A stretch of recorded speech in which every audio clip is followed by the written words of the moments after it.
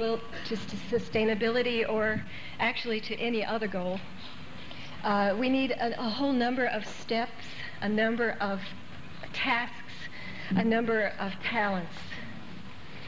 Among them, of course, are we need implementation talents, how to make things happen, how to write laws, how to make policy, how to govern, how to raise money and allocate it, how to muster resources for our goals, all of which I would put in the category of implementation, of making something come into being. Behind that, we need models and information. We need theory. We need to know how to get where we want to go. We need to know how we got up to where we are now, what has gone wrong, what has gone right, how to form the policies to be implemented.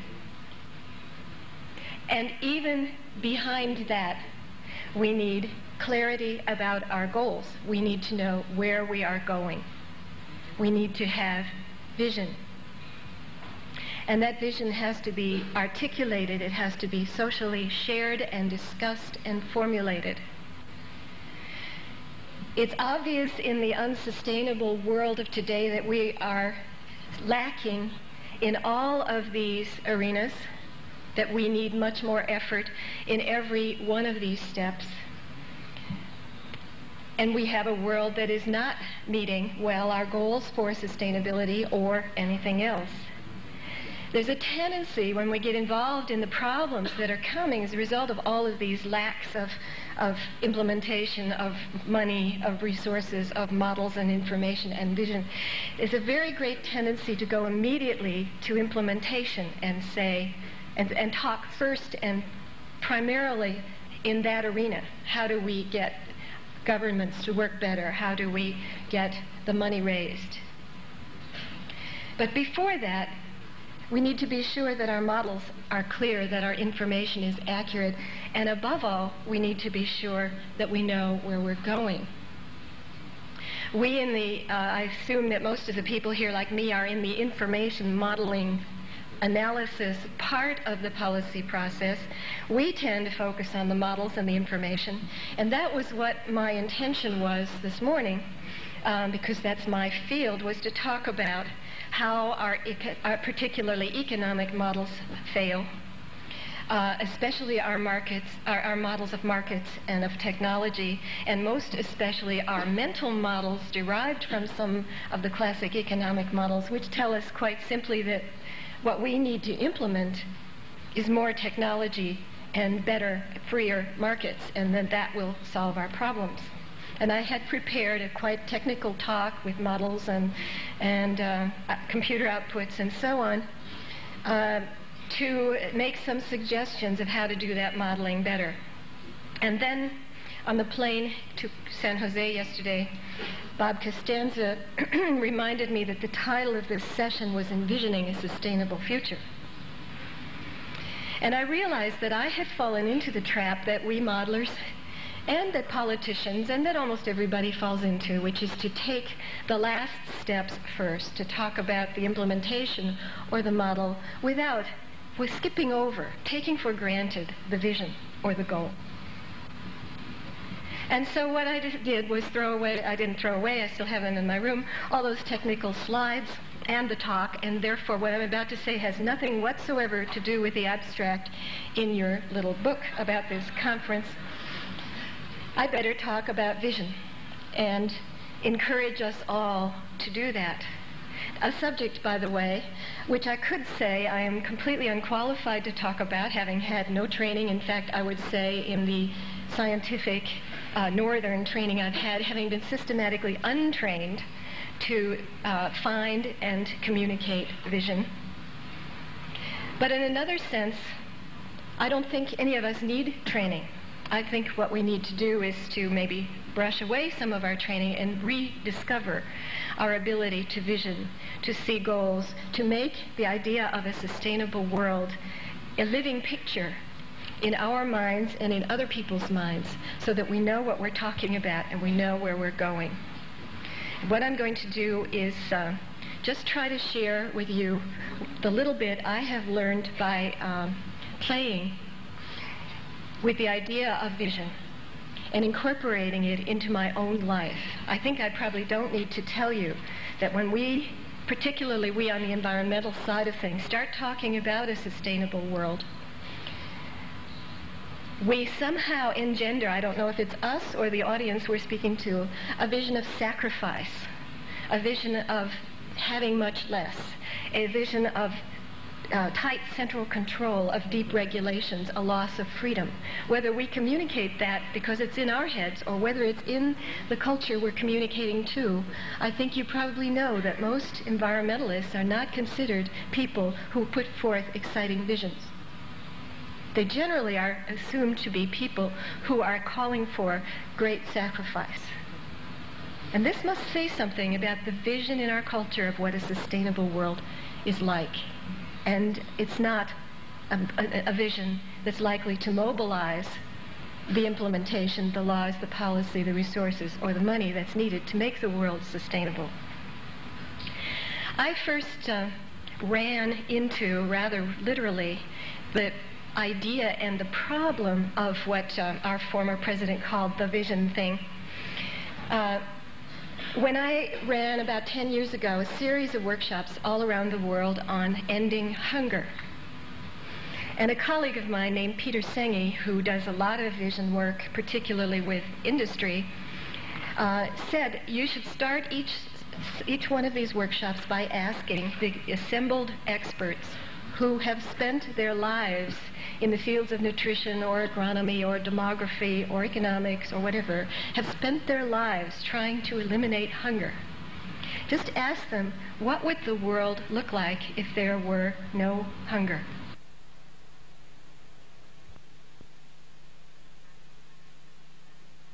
I got solid resistance. In fact, I let it go because it was so interesting, a whole day of argument about why we should not do that. And these were some of the things that were said during that rather contentious day. The workshop more or less fell apart at that point. There was a rebellion on the part of the participants. They said, talking about visions, or even in any way putting forth visions doesn't change anything. That's a waste of time. Let's get down to what laws we need to pass and how we're going to raise money. It's just a waste of time. Let's get on to doing. And other people said, we don't need to talk about what the world would look like ending hunger. It's bad enough to talk about how bad the world is with hunger. That's sufficient to propel us. We can be propelled away from hunger. We don't have to be propelled toward sufficiency. We don't need any motivating force from a positive vision of a world without hunger. I heard from my colleagues that visions are very dangerous things, that Hitler had a vision, that visionaries are people to be viewed with deep suspicion and definitely not to be followed. I heard as we got got the initial resistance off our chest, we got more deep about why we didn't want to do anything about visions. I heard that I'd never really looked at this. I've never really thought about what the world would be like without hunger. It's enough for me to be bothered by the problem, and I've really spent no time thinking about this, which says something really about the way in which these hunger activists had been communicating. They've been communicating problem, not vision. And then finally, as we got to know each other better and had sort of spent the emotional resistance to vision, people said, I can't stand the pain of looking at the world I really want when I know about the condition the world is in. I can't stand that tension. I really don't want to look at it. I don't want to look at what my dreams are for the human race because it would be too painful to be born. And then finally, at the end, someone said, I can't share my vision with all of you because I don't know you well enough yet. And I was deeply struck and moved because I think we were getting toward the bottom of the reason why there is so little talk of vision, particularly in the expert and scientific community, so little skill in coming to an expression of where we are going because it's painful and because we're not permitted. It's very interesting. I've been thinking ever since that comment was made, why we can in this culture, at least in the northern culture I come from, we can share our cynicism to total strangers. We can complain. We can talk about everything that we think will never work, but we can't share our dreams, our hopes, our visions, our deepest longings. It's not socially permitted, especially not in scientific forums, and certainly not in economic forums. Why? How did we get that culture? Why can we not talk openly and proudly about what we would like, not what we expect to get, but the world we would like to live in, without being labeled naive, idealists, unrealistic? I don't need to tell you, because those words may be coming up now as you listen to me. This is our cultural reaction to visionaries, or to any human expression of vision. Be quiet, let's get down to work. Stop being so naive and idealistic. And what I noticed, since then I've been very aware of people doing that in my environment. It happens all the time. I'm also become aware that children are natural visionaries.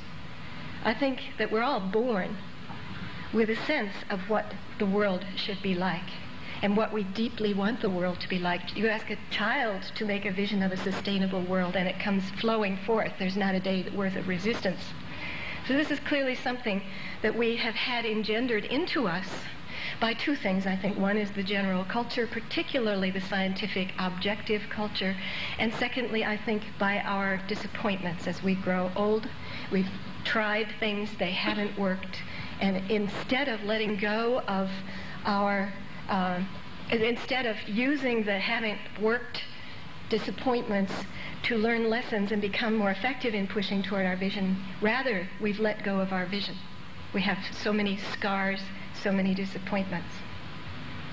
Well, after that very interesting day-long discussion about why we would not, could not, and should not talk about our vision of a world without hunger, we talked about our visions of a world without hunger. Some people, I think, didn't know that they had these visions in them, but they came pouring out once we got rid of all the reasons that kept them bottled down. And it was one of the most inspiring moments of my life. If you had never thought that you wanted to go work for the end of hunger, if you had heard these visions, you would have been mobilized on the spot to devote your life to ending hunger. They were human value statements from the deepest level of the heart and soul. And they were things I would love to share with the whole world, because I think that that probably is the missing element that keeps the world from ending hunger.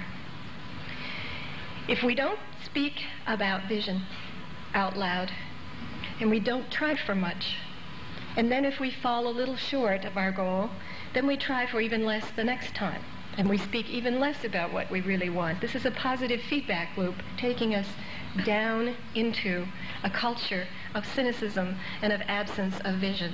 And it says in the Bible, without vision, the people perish. Well, I've learned since then from Peter and other people how more to tap the part of me, I don't know how to describe it, from which vision comes. It's not the intellect, it's not the mind, it's not the rational set of skills that we have as human beings. It comes from another place, which you might call heart or soul or some combination of the two. And since then, I have really never undertaken any project in my personal life without formally doing a vision of what that will look like, whether it's a book or a new institution or a new course in the university. I formally and strictly take time to vision it, to see what it would be like if it were perfect, if it came out exactly the way I wanted. I even, as much as I can, write down that vision and keep referring to it when I lose my way in the process of trying to bring the vision into being. And what I've learned from doing this, and I will bring this in a minute to the question of visioning a sustainable society, I've learned some generalizations about this process for which I was so poorly trained in my culture, which I had to relearn as an adult. One thing I've learned is that it's very difficult at first, it gets easier as you go along, but very important to remember that you are trying to state, articulate, or see what you really want, not what you think you can get. It's very quick for most of us rationally trained people to to sort of go out to the farthest envelope of what we think is possible. That we're putting all kinds of analysis and models in there about what is possible. I never would have said that it was possible for apartheid to end in South Africa, or for the whole of the Eastern world to come back toward democracy, and yet it happened. So that tells you something about our models of possibility. You have to throw them away. You have to think about what you want. That's the essence of vision. What is a sustainable world that you would like to live in, that would satisfy your deepest dreams and longings? Second, if you can get there to that picture, you are under no obligation whatsoever to tell us how to get there from here. This is the easiest way to shoot down a visionary, is to have someone express a vision and you say, oh yeah, but how do we get there from here? And if the visionary can't tell you, then you sweep away the vision. This is our rational left brain working again. My experience in having now many times created a vision and then actually brought it in some form into being, my experience is that I never know at the beginning how to get there, but as I articulate the vision, put it out, share it with people, and it gets more polished and more real, the path reveals itself.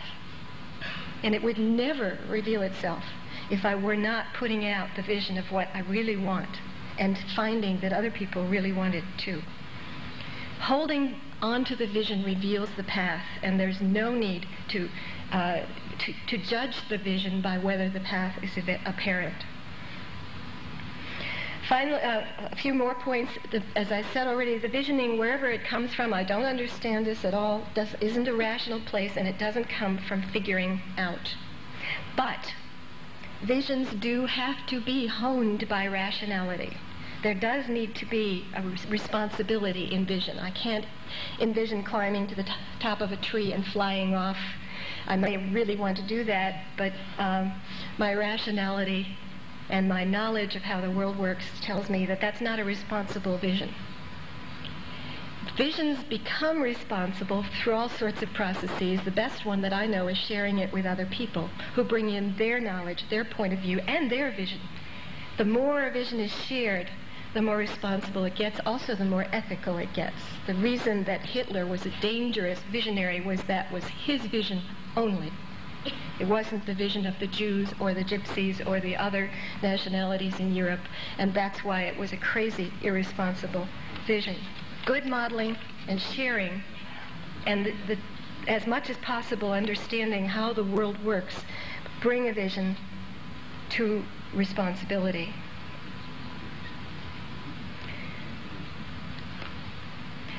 I just want to say a couple of words about the power of vision, then I want to give you all an exercise in visioning a sustainable world. Another thing I've discovered is once I am clear and have worked on a vision, it becomes more and more real to me. I can literally see. I've been working on this vision of a sustainable world for a long time. I can literally see it in technicolor, in some detail, and it gets better and better. The more I learn, the more I ask other people. It lives in me as a sustainable world that isn't a sacrifice or a bunch of difficult regulations, a sustainable world that I would love to live in. And having such a vision alive in me prevents me from selling out to something less that someone else may be offering me, such as the vision of perpetual economic growth, which is pretty much the vision that the whole field of economics gives us. Growth isn't what I want. Growth has nothing to do with what I want. And I think the only reason growth, which is a terribly abstract and when you think about it, stupid vision of the future. I think the only reason that can be sold so easily in every policy arena is that there's no alternative vision. There's nothing real and better that's being offered.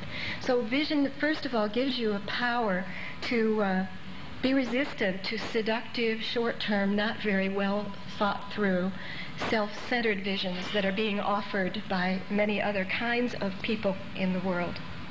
And furthermore, when I'm clear about a vision that I'm trying to bring forth, it informs my choices in an amazing way. It makes me see options I wouldn't have seen if I didn't have the vision.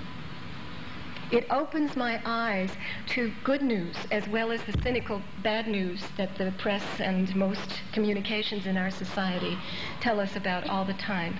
It makes me see the little seeds of the vision, the little experiments in that vision already on the ground, happening all over the world. And it makes me see that those are the places to be watered and nourished and brought forth, because that's the vision already coming into being.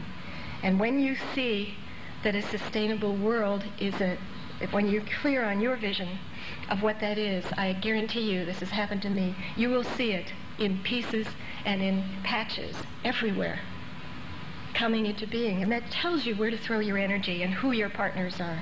And so in a very practical way, and I assure you I'm not a visionary person. I don't think I've ever before in my life given a talk on vision. I am amazed at the practicality of visioning in terms of helping you to find your way.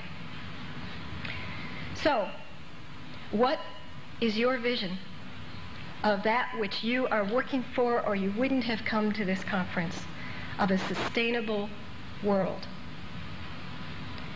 Not just solving the problems of clear problems of unsustainability that are all around us, not just survival, which tends to be about the highest level of vision that most environmentalists put out in the world. Let's survive, folks.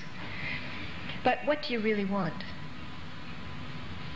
It is, of course, a world where resource regeneration is at least as great as resource depletion. It's a world where emissions are no greater than the ability of the planet to absorb and process those emissions. Of course, it's a world where population is stable or maybe even decreasing human population, where prices internalize all costs. Of course, this is all part of the vision. A place where no one is hungry or desperately poor, a place where there is true enduring democracy. These are some of the things I have in my part of the vision. But most of those are physically necessary or socially necessary parts of the vision. They form the responsible structure that you know has got to be part of the vision. But then what else? What more? What will make this a world that would make you excited to get up in the morning and go to work in it?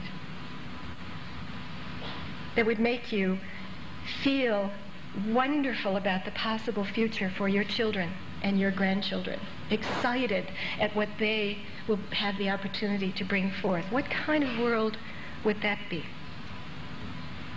Some of you will find that this is easy. You've already thought about it many times. Some of you are going to find this hard, and maybe all those forms of resistance will be coming up as you try to find that vision and honor the forms of resistance. They tell you things about your pain and your struggle and your scars and your culture.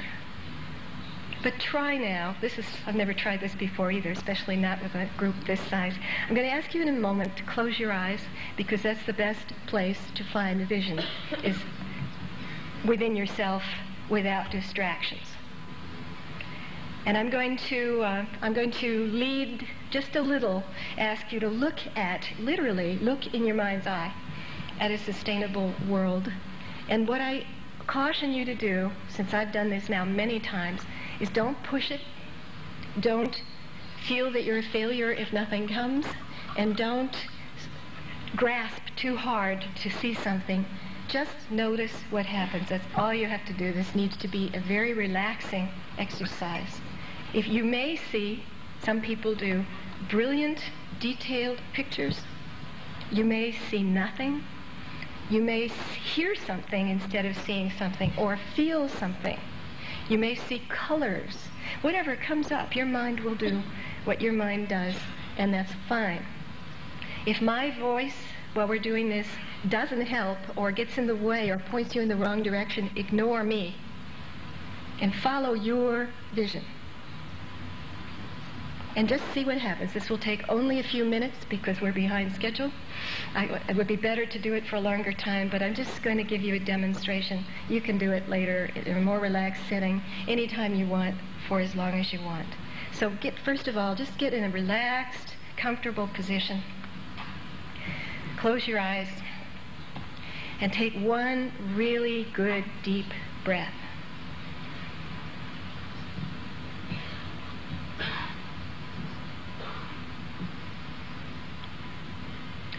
Put yourself in a sustainable world that you really want to live in. Put yourself right in that world.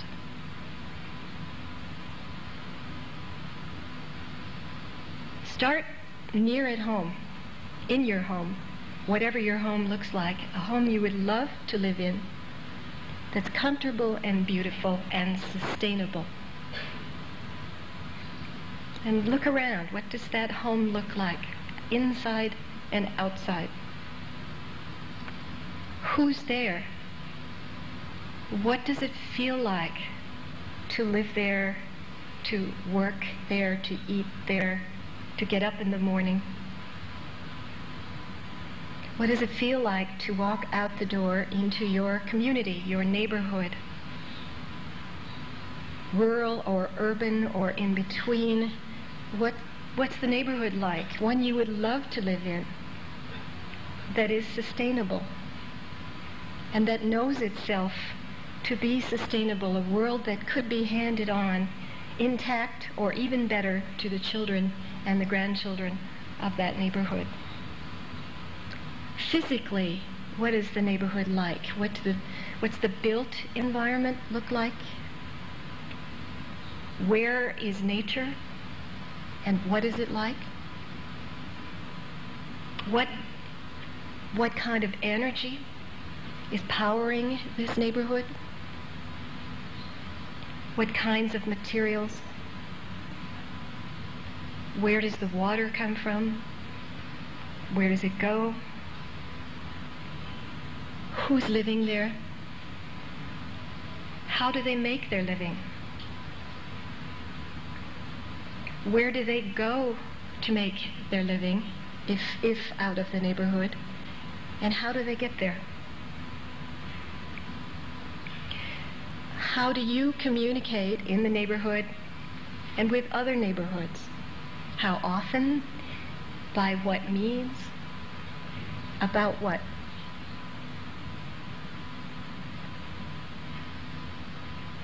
And now if you can, move up to a little bit bigger view of several neighborhoods together, a whole city or a whole rural area,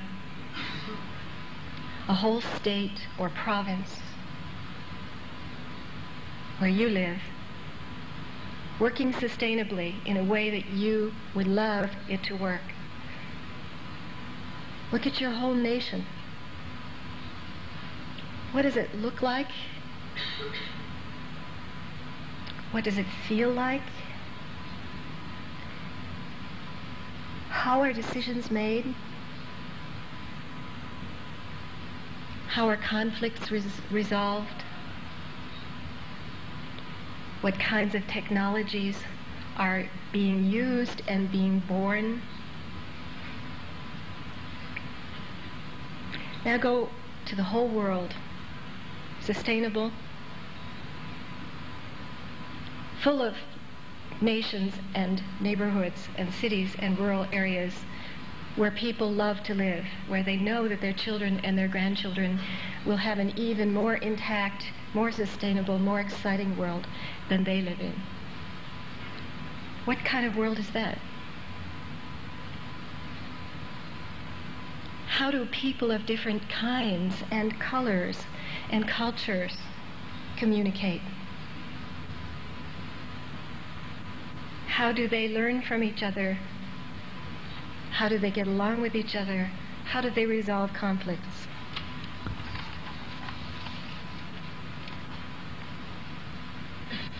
spend just another few seconds in your sustainable world looking at anything you want to look at, or envisioning anything you want to envision about this world in which you would love to live. And when you're ready, open your eyes and come on back to the unsustainable real world.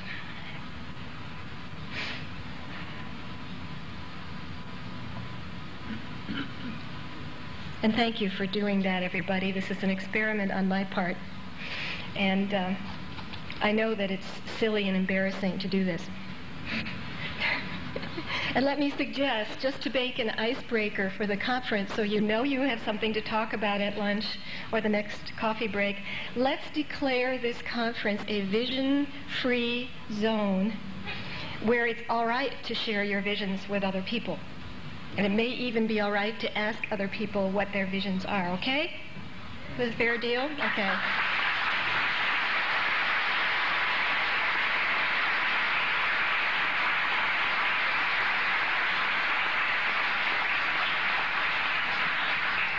And I just want to end by saying, of course, visioning is not enough. I know that. I'm very aware we still have to do all that other work, information and monitoring and indicators and models and policies and laws and raising money and all of that. Visioning is the first step and the continuous step, because visions continue to get revised and shared and built and elaborated and made more rich and more true. But it's only one step. And fortunately, we have the whole rest of the conference and many other speakers to talk about the other steps. All of that, including what I had intended to say here, are topics for other and very important talks. But I just urge you to bring vision into those talks, whether you're giving them or receiving them, and into everything you do. It makes an amazing difference. As the song which started this conference said, "Por un mañana feliz." Un mañana feliz in any language. What does it look like? Share it with other people. Thank you.